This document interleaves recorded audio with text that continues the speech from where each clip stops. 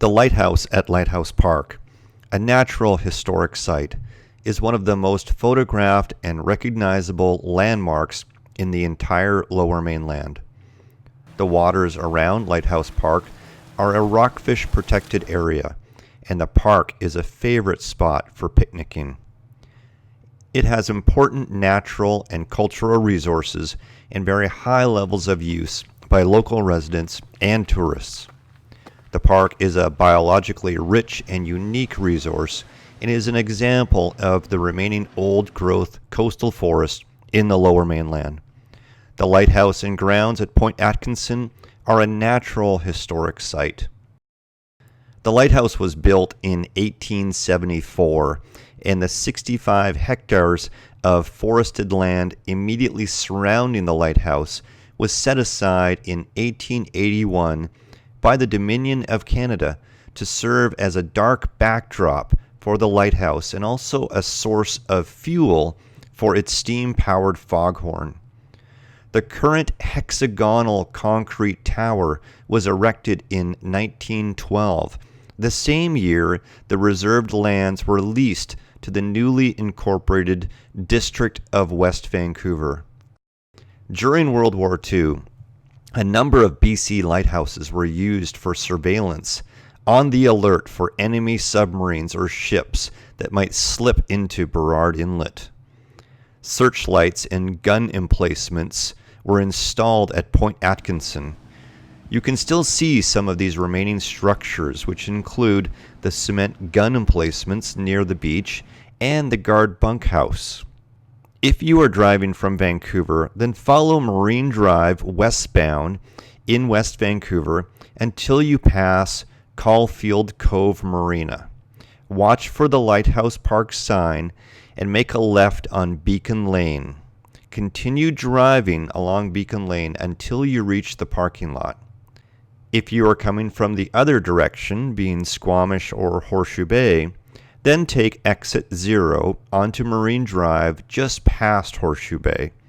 Continue along this narrow but scenic road for approximately 10 minutes until you reach Beacon Lane.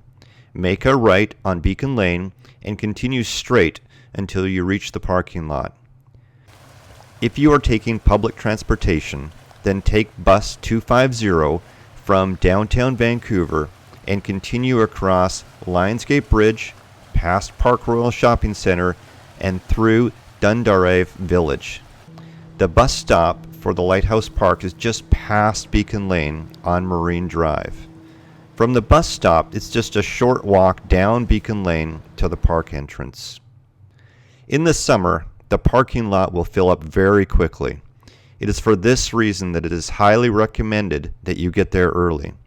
If you don't find a spot, there isn't any overflow parking, and you will need to either wait for a spot or go home. As you can see from this overhead view of the small parking lot, it doesn't hold a lot of cars. There are many trails to choose from in Lighthouse Park. While some lead to bluffs with views of the coastline, others lead you to various coves and beaches. There are also a few trails which simply loop through the forest. The trails at Lighthouse Park are all relatively short and appeal to people of varying fitness levels. Most people will have little to no difficulty with these trails, as there isn't much technical difficulty. Ensure you wear good walking shoes or hiking boots for the best experience. Also ensure you bring some food and water in case you need some extra energy. Extra clothing, such as a jacket, is a good idea, as you'll be walking along the coast that can get windy and reduce temperatures, especially at night. Two of the main trails are Valley of the Giants and Beacon Lane. Valley of the Giants is a beautiful walk through first-growth Douglas fir trees that will simply amaze you. Take your time to look around and enjoy the incredible forest. At the end of this hike, you will end up at Eagle Point Viewpoint. Beacon Lake is the direct route to Lighthouse Viewpoint. If you are out for a quick stroll, then this is the perfect trail, as you will quickly be rewarded with some of the most lovely coastal views in the shortest possible time. Although the trails of Lighthouse Park are relatively easy, The park has some hazards near the beach areas, such as cliffs, steep drop-offs, slippery and muddy pathways, and loose rock beds. Use caution during your hike and stay on trails to ensure the best experience. Keep an eye on children and dogs off leash. Lighthouse Park is open year-round. Park gates close before dusk, and there is no camping permitted. The park has washrooms near the lighthouse area, which is at the end of the hike and on the coast. Fires, barbecues, and smoking are all permanently prohibited at Lighthouse Park. Cooking is also not allowed in the Lighthouse Park area at any time. The size of the park is 75 hectares, or 185 acres. Its lush virgin forest is located on the coastline of Burrard Inlet in West Vancouver, BC, Canada. It marks the point where Burrard Inlet meets Howe Sound. There are many activities for people to do at Lighthouse Park. A short 10-minute walk from the parking lot will bring you to the lighthouse viewpoint. It's all uphill coming back, so prepare for a brisk hike up steep terrain when you return. There are several other viewpoints throughout the Lighthouse Park which can also be found on various trails at different levels. The bluffs on the waterfront and beaches make for great picnic locations. Bring a blanket to sit on and relax in the beautiful surroundings. Please ensure that you leave with what you brought and help to keep Lighthouse Park clean. Dog walking in Lighthouse Park is very popular among local West Vancouver residents. Please take note of signs to ensure that dogs are permitted on the trails. There are garbage bins throughout the park. Please clean up after your dog and dispose of any waste in these bins. I had cell phone reception during the hike, so I was able to make phone calls, update social media, as well as upload beautiful pictures in real time as I walked along the trail.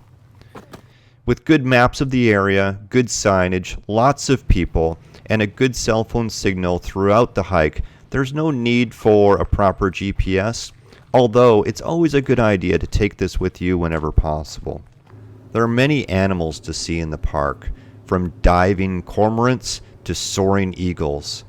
Birdwatchers flock to Lighthouse Park for great viewing opportunities. Once you get to the beach area, you might be able to see small crabs and starfish. Look in the tide pools for sea creatures that have been trapped there when the tide went out. In the summer months, rock climbing is fairly popular in Lighthouse Park. There are approximately 12 routes on solid granite. So have fun if you're a rock climber, and look out for people that are climbing on the rocks around the trails. There is a grassy clearing in the middle of the park with an outdoor amphitheater. It is open air with no cover and very rustic, but it's a great spot to have some imaginative fun at a family gathering. In Lighthouse Park, you will find West Vancouver's last standing first-growth Douglas fir trees, along with some western hemlock and western red cedar. Most of the surrounding area has been logged, but the park grounds were set aside in 1881 in the Lighthouse Reserve. Some of these first-growth trees have grown to 200 feet, or 61 meters, and are approximately 500 years old.